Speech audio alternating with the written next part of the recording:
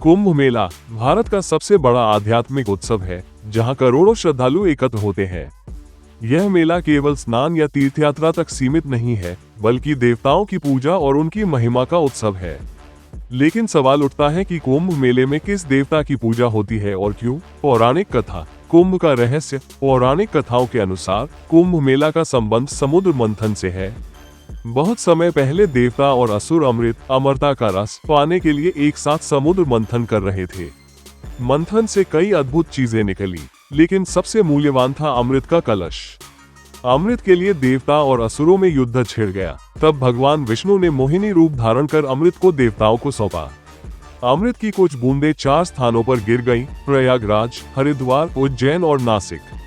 यही 4 स्थान आज कुंभ मेले के पवित्र स्थल माने जाते हैं। किन देवताओं की पूजा होती है? भगवान विष्णु। कुंभ मेला भगवान विष्णु की महिमा का उत्सव है, क्योंकि उन्होंने ही अमृत को सुरक्षित रखा और देवताओं को दिया।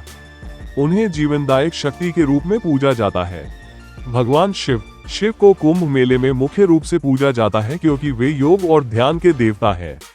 हरिद्वार और उज्जैन में शिव के ज्योतिर्लिंग केदारनाथ और महाकालेश्वर स्थित हैं, इसलिए उनकी पूजा का महत्व और भी बढ़ जाता है। सूर्य देव। कुंभ मेले का समय खगोलीय घटनाओं पर आधारित होता है। जब सूर्य, चंद्रमा और बृहस्पति ग्रह एक विशेष स्थिति में होते हैं, तब यह मेला आयोजित होता है। इसलिए सूर्य देव की पूजा विशेष रूप से की जाती है। गंगा माता। गंगा नदी को देवी का स्वरूप माना गया है। कुंभ में गंगा स्नान को पापों से मुक्ति और आत्मा की शुद्धि का प्रतीक माना जाता है। पूजा का महत्व। कुंभ मेले में देवताओं की पूजा केवल भौतिक लाभ के लिए नहीं की जाती, बल्कि यह आत्मा को पवित्र करने और मोक्ष प्राप्त करने का साधन मानी जाती है।